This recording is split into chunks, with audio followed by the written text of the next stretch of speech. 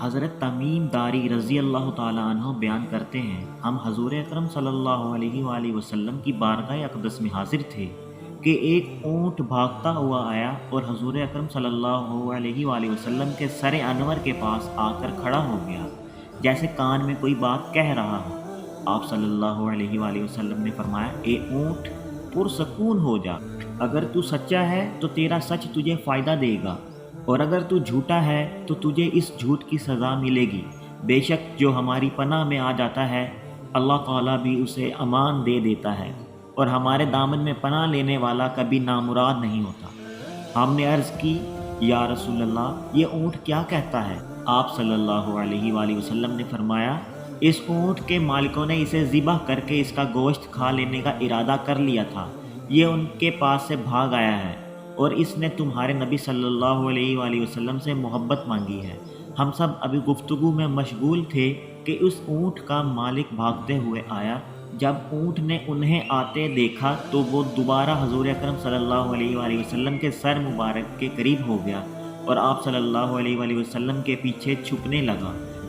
ان کے مالکوں نے عرض کیا، یا رسول اللہ، ہمارا یہ اونٹ 3 دن سے ہمارے پاس سے بھاگا ہوا ہے، آج یہ ہمیں آپ کی خدمت میں ملا۔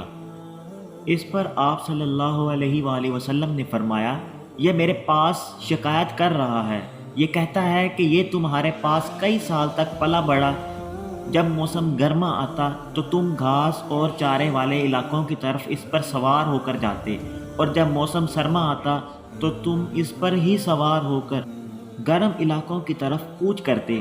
جبکہ یہ اس خستہ حال کی عمر کو پہنچ گیا ہے تو تم نے اسے ذبح کر کے اس کا گوشت کھا لینے کا منصوبہ بنا لیا ہے۔ انہوں نے عرض کیا، خدا کی قسم یا رسول اللہ صلی اللہ علیہ وآلہ وسلم، یہ بات بالکل اسی طرح ہے جیسے آپ نے بیان فرمائی۔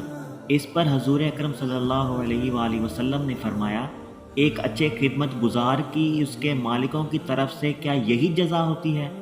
وہ عرض گزار ہوئے، یا رسول اللہ، اب ہم نہ اسے بیچیں گے اور نہ ہی اسے ذبح کریں گے۔ اس کے بعد آپ صلی اللہ علیہ وآلہ وسلم نے اس اونٹ کو 100 درہم میں خرید لیا اور پھر فرمایا، اے اونٹ، جا، تو اللہ کی رضا کی خاطر آزاد ہے۔ اس اونٹ نے حضور اکرم صلی اللہ علیہ وآلہ وسلم کے سر مبارک کے پاس ایک منہ لے جا کر کوئی آواز نکالی تو آپ صلی اللہ علیہ وآلہ وسلم نے فرمایا، آمین۔ اس نے پھر دعا کی، آپ صلی اللہ علیہ وآلہ وسلم نے فرمایا، آمین۔ اس نے پھر دعا کی، آپ صلی اللہ علیہ وآلہ وسلم نے پھر فرمایا، آمین۔ اس نے جب چوتھی مرتبہ دعا کی تو آپ صلی اللہ علیہ وآلہ وسلم آپ دیدہ ہو گئے، آنکھوں سے آنسو بہنے لگے۔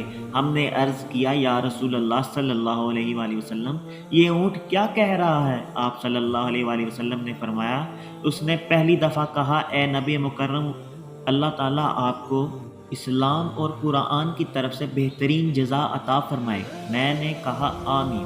پھر اس نے کہا، اللہ تعالیٰ قیامت کے روز آپ کی امت سے اسی طرح خوف کو دور فرمائے جس طرح آپ نے مجھ سے خوف دور فرمایا ہے۔ میں نے کہا، آمین۔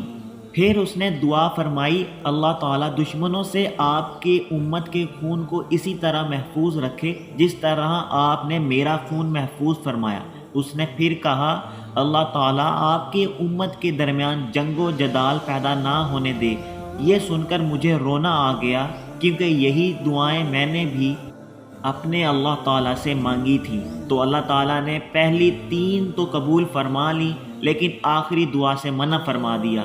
جبکہ جبرائیل علیہ السلام نے مجھے اللہ تعالیٰ کی طرف سے خبر دی ہے کہ میری یہ امت آپس میں جنگ کر کے فنا ہوگی، جو کچھ ہونے والا ہے قلم اسے لکھ چکا ہے۔ ناظرین کرام، نبی کریم صلی اللہ علیہ وآلہ وسلم کی یہ احادیث مبارکہ آج بالکل سچ ثابت ہو رہی ہیں۔